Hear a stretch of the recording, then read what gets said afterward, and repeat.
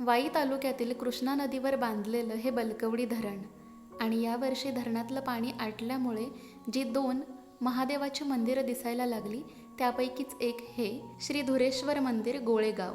असं सांगण्यात येतं की ही दोन्ही मंदिरं 16व्या-17व्या शतकातली असावीत. तब्बल 21 ते 22 वर्ष ही दोन्ही मंदिरं पाण्याखालीच होती.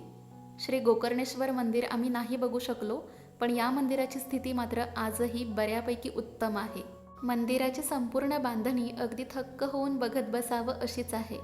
आम्ही गाभाऱ्यात गेलो आणि शिवपिंडीचं दर्शन घेतलं. मन अगदी प्रसन्न शांत झालं आणि आम्ही मंदिराबाहेर पडलो. बाहेर येऊन तिथल्याच पाण्यामध्ये पाय स्वच्छ धुतले. पाण्याची पातळी तर बघा किती कमी आहे आणि जमीन पूर्णपणे भेगाळलेली आहे. त्यानंतर आम्हाला जेवढं जमेल तेवढं सगळं धरण आम्ही फिरून बघितलं. ते सगळं पुढच्या भागात दाखवेन. बर काय आहे हे? कॅडबरी. कॅडबरी.